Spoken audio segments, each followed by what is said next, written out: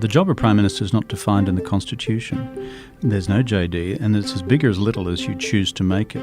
From Mamamia, I'm Mia Friedman, and you're listening to No Filter, candid conversations that count. Australia has had 6 Prime Ministers in 11 years. So how the hell did we get here? Well, it all started with the coup that toppled Kevin Rudd from the top job before he'd even completed his first term in office. A lot of people were pretty confused by this, not least because it seemed to happen literally in the middle of the night. And also because when he was elected Prime Minister in 2007, a lot of people were pretty excited about our new PM. He was relatively young and fresh, and he wasn't John Howard. So how did it go so wrong so fast? How did Kevin Rudd lose the job of being Prime Minister? An event that kicked off a cascading round of musical chairs that is still going and has turned Australia into an international joke. Kevin Rudd's written a new book about that time, and I wanted to know what it felt like to lose your job so publicly. How on earth do you pick up the pieces after that? What do you even do the next day? And can you ever forgive? Here's the 26th Prime Minister of Australia, Kevin Rudd. That day and that image of you standing with Therese and the kids in the courtyard is one that seared, I think, on everybody's memory that was old enough to watch television that day. What's your memory of it now, looking back?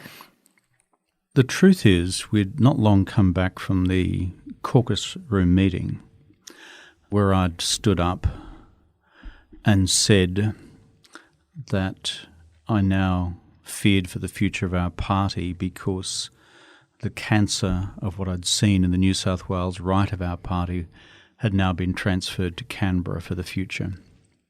And that's on the record. I think there was something accurate about that prediction going into the years that followed. I then said I wouldn't contest the leadership.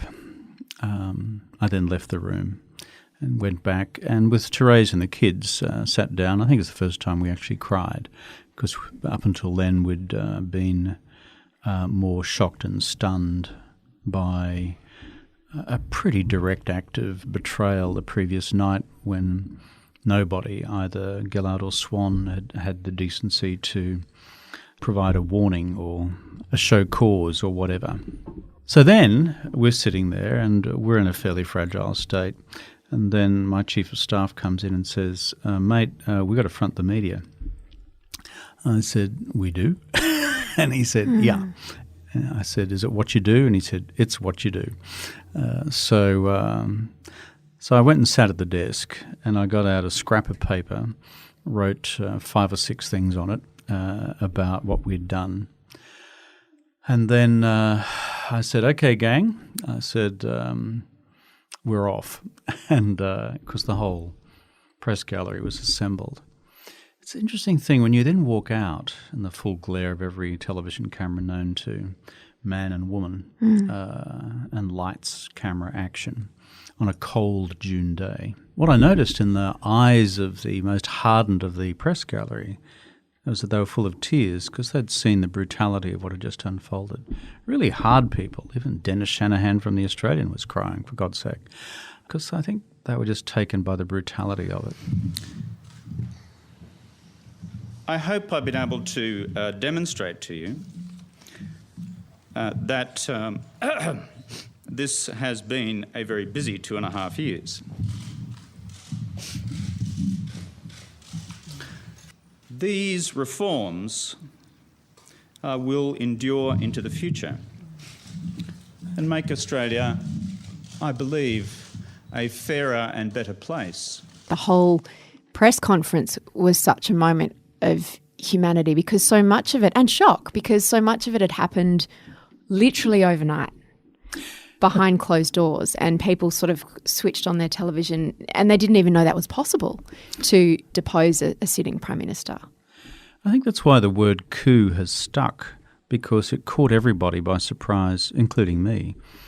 You see, there is a normal way in which you can go about launching a leadership challenge, which is if there is someone who disagrees with your policy course of action or the way in which the government is being led. Then they resign from their position as minister. They go out and make a statement as their reasons for resigning. They go to the backbench. And then, if they so choose, they can indicate that they wish to challenge for the leadership. None of that happened. Instead, we were left in a guessing game the previous afternoon and evening. Gillard had left question time, gone to see the faceless men of the factions, did her deal with them on a range of things to stitch them up, came back mid-evening, said that she wanted to take my position. I asked her why, what were the reasons, and she said, we can't win the election. I said, we've been ahead for 86 of the last 87 opinion polls, and we're ahead now. What's the problem? And she said, well, there are policy problems. I said, every government has policy challenges. We're in the midst of a war with the mining companies over a mining tax, and I just signed on one of the companies, Twiggy Forest Company, to the new tax regime. And I said, there are other challenges. She didn't want me to continue with the carbon price. I said, we can work our way through these, but at no stage had they gone the proper route of providing the Prime Minister today with a warning that there was something wrong from their perspective, or in the tradition of, they would call it, preventing unfair dismissal. So it was a shock. You described those series, and it was a series of conversations that started on the afternoon of June 23rd. Julia had been your deputy. You had both challenged Kim Beazley for the leadership of the Labor Party before you were elected Prime Minister. I imagine you guys had been through a lot together. How do those conversations roll out on a personal level? Well, you're right. Since we teamed up way back in 2006, and that was after Kim had had 3 shots at the top job. So Kim had had a fair go, and we were not convinced that we didn't want to end up spending our entire lives in opposition, nor did we believe our people that we represented should do so. So we teamed up, and frankly, I felt as if we had a relationship a little bit like a brother and a sister. Like, I actually wanted her to succeed. As I said in a conversation with her in that critical year, 2010, as we started getting into the thick of it, I said, you do know I'm not going to be around forever. This is a punishing job. I want to be here for 2 or 3 terms max and then go. So we were having what I describe as a rolling set of very close relationships, but then there was distance. Would you have gone, though? Hawke said that to Keating. Howard said that to Peter Costello. It's been said that power is addictive, and while people think that, yes, I'll just do it for a couple of terms, I mean, I know you can't tell because it's looking backwards and it's a hypothetical, but why would you have given it up? You're so young. You're not an old man like Donald Trump. You could have foreseeably stayed in that job until you lost an election. Why would you have given it over? There are 2 reasons. One is that you've got to be in the position to understand how physically punishing and psychologically punishing it is. Now, the job of Prime Minister is not defined in the Constitution. There's no JD, and it's as big or as little as you choose to make it. But when you got an existential threat to the Australian economy, which was the global financial crisis, and we were within a hair's breadth of banks falling over in this country, a run on deposits and a general recession, the truth is it then became a 24/7 job. For this reason, we're one part of a big global financial machine, and most of that machine works at different hours of the day. So I'd be on the phone at all times of night and the early morning to heads of government in the United States and in Europe, trying to be 1/2 step ahead of the game in order to know when we had to apply our sovereign guarantees to protect people's banking deposits, when we had to guarantee interbank lending to prevent the banks falling over. So why was I confident that I was going to hang around forever is that it was really punishing. Secondly, I had in the back of my mind I'd want to be candidate for UN Secretary General, and that position became available in a fixed timetable in September 2016. So you made that offer to Julia. Yeah, we had this discussion in February of 2010, about 2 or 3 months before the coup, and I said, I don't intend to be around forever and ever, 2 or 3 terms, that's it. And then she got really uncomfortable in the conversation. I should have twigged that there was something really wrong at that stage. I said, I want to do with you what Beattie did with Anna Bligh in Queensland. He'd been Premier for, I think, 3 terms, orderly succession mid-term for Anna. She then won the next election and served out the next term. I said, that's what I want for us. She kind of found excuse to leave the room rather quickly. How do you countenance the betrayal on a personal level? I mean, there's the political side, but then there's also the personal side of your conversation with Wayne Swan and your conversations with Julia over those few days. Well, Julia had been, in her time as Deputy Leader of the Opposition, as Deputy Prime Minister, she'd been in strife from time to time as well, largely through unfair attacks from the media going into her personal life, and then, people challenging her competence in various aspects of the government's life. This kind of enraged me personally, but as a result, the full force of my office and me personally went into the business of defending her when she was under attack. So there's this sense of you're looking after a core member of your team and family. So therefore, it's not just, as it were, a transactional problem when you encounter betrayal. It's, but hang on, I've kind of gone out there and been with you when you've had your back against the wall. So it's very hard to handle. And in Wayne Swan's case, not having the guts, even as a fellow Queenslander, to come around and say, mate, it's over. But for me to have to call him on the phone and say, what the hell is happening? And him saying, oh, I'm voting for Julia. I said, you're doing what? I said, I appointed you as Treasurer against all advice in order to provide healing within the party, and you're my mate from Queensland. We've been in the trenches together for more than 10 years. Oh, I told him not to do it, but he'd been given his 30 pieces of silver to become Deputy Prime Minister. So at both levels, these were pretty searing experiences. But for those listening to this broadcast, other people go through this in their professions, betrayal, and by people very close to you, corporate life, community life.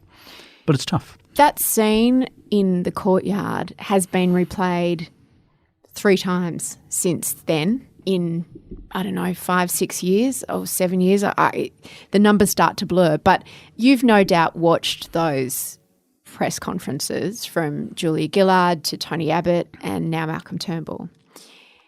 How does it feel to watch them again? Well, the only one I've seen, really, because I've been out of the country, is Turnbull's most recent one. That was the one most reminiscent of yours, I thought. It just made me feel sick in the guts. Like, Turnbull and I disagreed on many things. But the bottom line is the sheer brutality, the physical brutality, the psychological brutality of this sort of ease of conducting an internal party coup for no good political reason, in the case of the Liberal Party, no good policy reason. Like, what's the difference between Morrison and Turnbull, for God's sake? I don't know. I think no one can Morrison isn't Turnbull, and that's pretty much it. That's kind of about it. So, and I look at it as just purely as a human being and the scarring of a person's life. I know it's not fashionable to talk about our concern for the psychological well-being of prime ministers, but you know something, if you want these folks to lead the country, or if you want cabinets to lead the country, or members of parliament, reducing them to a piece of psychological roadkill is probably not the best way ahead for the country. You have been on both sides of a coup, which I suppose also Malcolm Turnbull has. You share that with him. You've both been overthrown and also overthrown sitting prime ministers. How did that feel those years later? Well, back in 2013, the truth is by the end of 2012, I had already mentally packed my bags to go to the United States. I'd already secured an offer of a professorship at Harvard, or a senior fellowship at that stage, but the potentiality of a professorship at Harvard. And so I was actually ready and raring to go. And the reason I changed my mind in 2013 was because I had folks coming in my door like Chris Bowen, the current Shadow Treasurer, and others, all of whom were on track to lose their seats. And they simply said, unless you come back to leadership, then we're going to be reduced to a rump of 20 seats at the next parliament. And the National Secretary of the party has confirmed that publicly since then. So what was it about? It was about saving the furniture, knowing I was going to lose. And in the end, the record demonstrates Julia Gillard called on a leadership ballot. I was not going to go anywhere near it. I said I wouldn't challenge her. Back in the beginning of 2012, she did the same. I wasn't going anywhere near it. So I think it's important to see those events of 12/13 through the lens of a parliamentary party which had become desperate about its future ability to survive politically. And in my case, I already had my exit plan and I was going. And I knew if I stayed, we'd lose.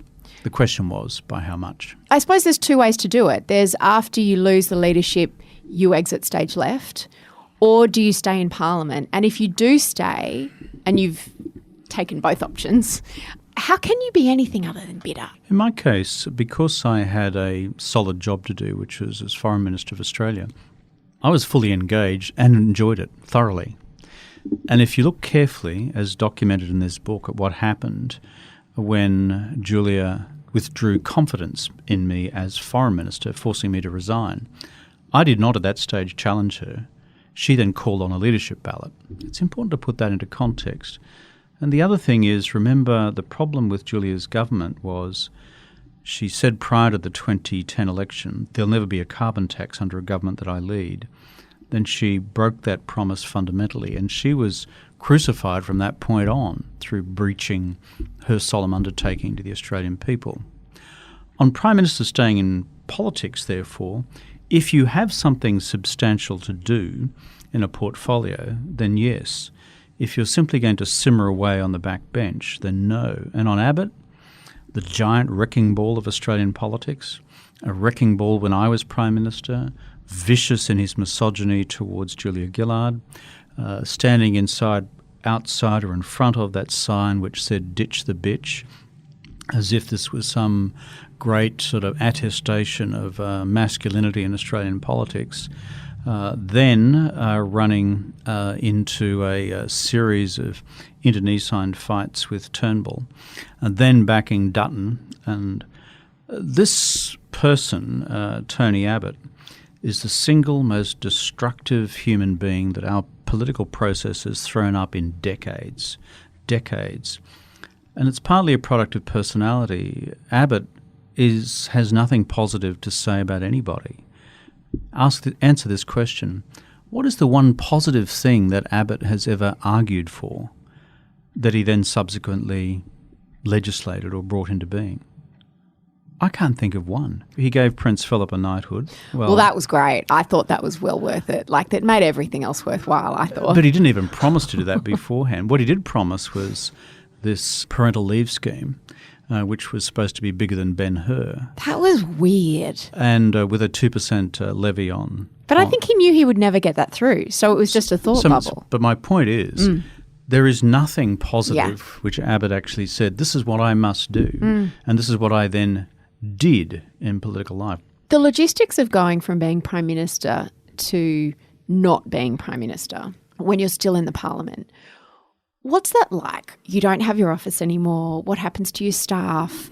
Do they take your cars away? Do you get kicked out of your house? Like, what happens? It's a very physical process. The great reminder of political mortality are the cleaners.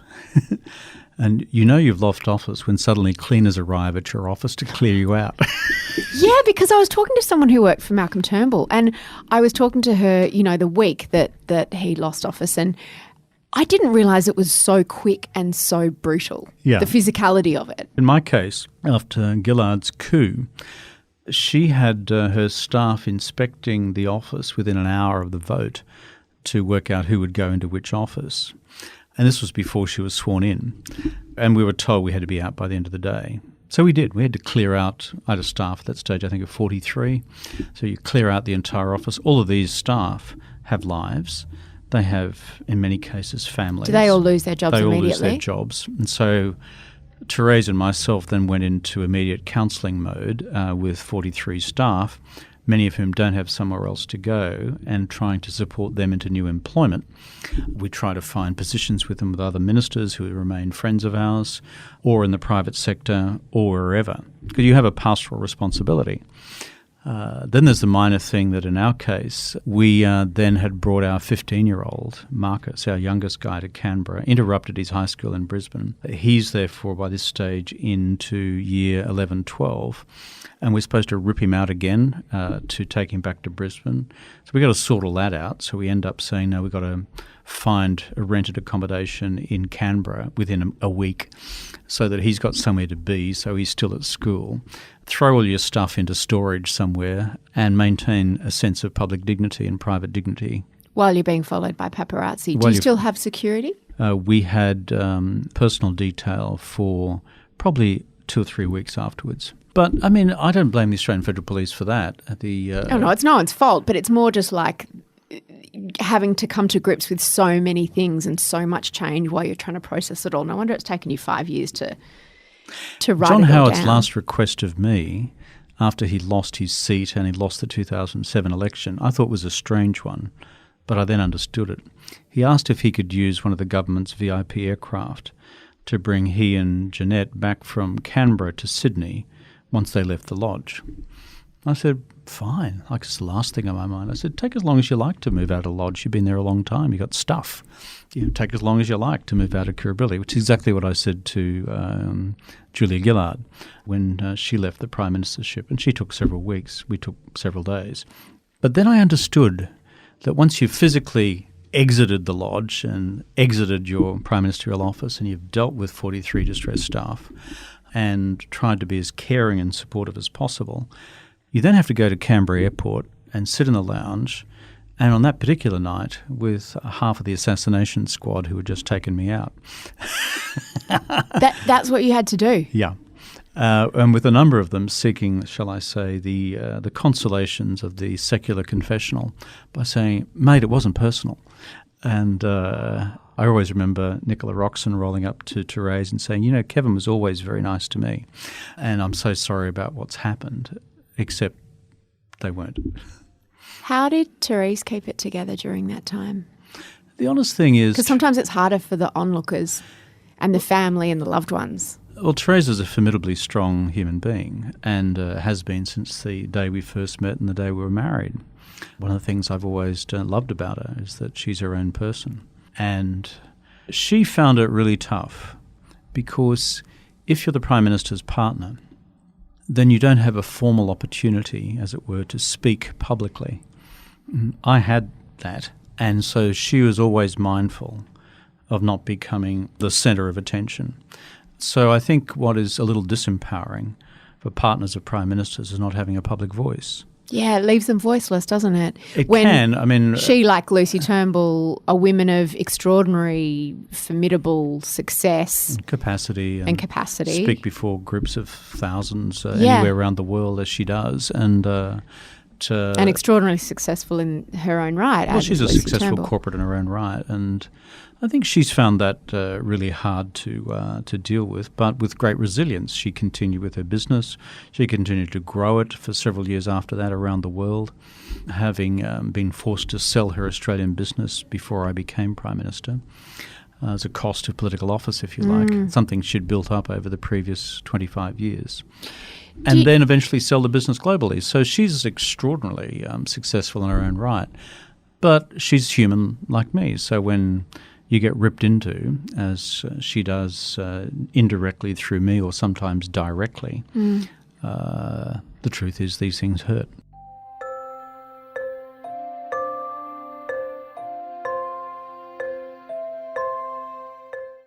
Did you have therapy? No. Why do you say like that? Because I'm a bloke. Kevin, therapy's very important. There's no stigma attached to seeking professional help. Would you say that about going to the dentist if you had a tooth that was falling out? Impeccably put, Mia. And it's like going to the doctor. That's right. It is like going to the doctor or going to the mechanic to fix your car. Sometimes, I can't think of a greater emotional or psychological turmoil than what you went through. I think to be fair to decent women and men in the political life of our country, Liberal, Labor or Calathumpian, there does need to be professional services offered to those dealing with the psychology of loss. I would have hoped that you'd get at least a voucher on the way out or something. No such voucher. In fact, what you get from the Labor Party is just to kick up the bum. It's back to what you said about but in my case, the mental health of our politicians. That's true. That's really important. In my case, I was aided enormously by the fact I'm married to Therese. She's a trained psychologist. And so... But I imagine she was going through her own grief. Sometimes the people closest to you can't help you because they're also drowning in a different kind of a way. Yeah, and in our case, you've got 3 grown kids, albeit our youngest guy then was barely 17, Marcus. So you were having to grapple with it yourself, try to support Therese. She was trying to support you and you were both trying to support the kids. Well, just imagine a story where you'd have those sensitive souls from the Sydney Daily Telegraph or News Corporation generally saying, Prime Minister consults shrink. Well, I didn't, but you can imagine where those sort of stories would be taken. That's terrible, isn't it? That's terrible. But it's not far-fetched for me to say that, given how prurient a News Corporation are in people's personal lives, where there is no news value, there's no public interest concern. How did you get the kids through it? We're a very tight-knit bunch and very open with each other about how we're feeling. But we've also learnt that you've got to be very careful about with whom you share how you're feeling because of, let's call it, collective prurience. I think for all of our 3 children, Jess and Nicholas, our son, and Marcus, our youngest son, these were really hard and difficult days because, look, I'm the son of a dairy farmer. And so it was not within my living experience to think that I was going to be personally exposed across the country as a result of my father's success or failure as a dairy farmer. Yeah, being Prime Minister is absolutely different. So it's way outside of my kind of experience league to understand the vicarious pain which kids feel, and whether it's the Turnbull kids or the Abbott kids or whomever else. And Jess, for example, I think thinks the world of Daisy. I don't know her, but Jess thinks the world of her. And so it's something that no one else can understand except them, right? You see, there is a point of fairness. You stick your hand up in public office and therefore you are saying at that point that you will take all incomings on question of policy and leadership of the government or leadership of the party. That's fair game. Even when the questions might be dumb, illiterate, ill-informed, prejudicial, biased or whatever. That's just the nature of political life, and so it should be. But the predisposition in our politics to repeatedly and increasingly cross the line into people's personal lives to seek to eviscerate my wife, which is what News Corporation did throughout, for example, 2007 and then afterwards, and then to repeatedly have goes at members of your family, that is, frankly, way beyond the pale. And I think the people who have had most to do with that change in Australian media culture have been the News Corp folks. I mean, I live in New York, where I read the New York Daily Post, which is a Murdoch newspaper every day. He does exactly the same there. What's life like in New York now, where you're both famous and infamous? Well, Therese is in New York for about half the year. And because she has a 92-year-old mum, she's back here with her mum for the other half of the year, and then I come back here for several months a year. So we're together in New York about 6 months a year, back here together for a couple of months a year. So when we're there together, the great thing about New York is it's so big that there's a high degree of anonymity. There are stacks of Australians there, so I run into Australians in the street every day. So they all want selfies? Yeah, all that sort of stuff. And they're very friendly. They're very friendly. They're very nice. They're positive. And so it's what good. What do they say to you? What do they ask you when you bump into the usual Australians? things to try and cheer you up. You know, wish you were still in office, blah, blah, blah, blah, blah. I'm sure they say that to all the others too. All the other ex-prime ministers in New York. and there's been a truckload of them recently. That's true. In the next block they bump into Malcolm I'm the only Turnbull. one who lives there. So, but what is it about New York? Someone was saying we're like a banana republic. Our leaders are deposed and then they flee to America. Well, I say in my own defence, before it was ever fashionable, all. First of all, I went to Harvard, and then I was recruited to a position to run an American think tank in New York. That's where my job is. That's where I earn an income, and that's where I continue to work in public policy in the Asia Policy Institute of the Asia Society. You mentioned earning an income, because that's the reality, isn't it, too? Like, you were in politics for a long time, as was Julia, as was Malcolm, and, you know, putting Malcolm aside, but you want to keep working. I mean, you're all young people who've left politics, but you've got a whole new stage of your life to go. So it's really deciding, what am I going to do next? That's true. And because I'm a public policy guy and I'm an international policy guy, and in my heart of hearts, I'm a global citizen, which is, what do we do to fix global problems, whether it's on security policy or the trade war between China and the United States or climate change action by the Chinese. That's what I'm actually involved in every day in the public policy work I do. So for me, it's just a continuation of the mission, albeit in a different form. And you're not with your you don't get to see your grandchildren much? Not as much as I'd like, but... How many have you got now? 2. Jessica and Albert have 2. So whenever I'm back in Oz, of course, I'm with them every day. And the last 6 months or so, they've been in Shanghai. And so I was with them very recently, and I'm going back to see them very soon. And so that's... What's it like being a grandfather? Oh, it's heaps of fun. These 2 little rugrats. Jess has both of them, would you believe, learning ballet. So the little guy is 2.5, who's Mac, who's now got his special ballet shoes. So cute. And he looks like a pumpkin in ballet shoes. And Josephine, who's 6, who actually looks like a ballerina. She's elegant and tall.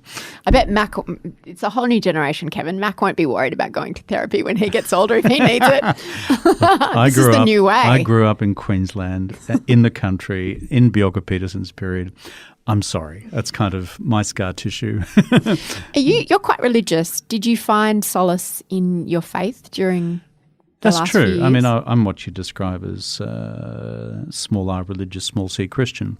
Like, I'm not going to sit here on radio and suggest that you should repent for your sins, Mia. That's that would take a while. That's for me to take months. But the bottom line is, as I outlined in the first volume of my book, I've been a believer since I've been in my teens. And for me, that provides a spiritual frame of reference. So when you go through an adversity, 2 things happen. One is, through that frame of reference, you quickly work out that you're not Robinson Crusoe. Stacks of people around the world simultaneously, and thousands and thousands and thousands in recent history, have been through much worse, for God's sake. That's an important piece of context. And the piece of context is, and what's the purpose for your life? What are the values that are fundamental to why you get up of a morning? What are you trying to do in your family, your community, your country, and the world? And am I moving the dial in a positive direction, or, as others have said, bending the great arc of history towards a better and gentler world?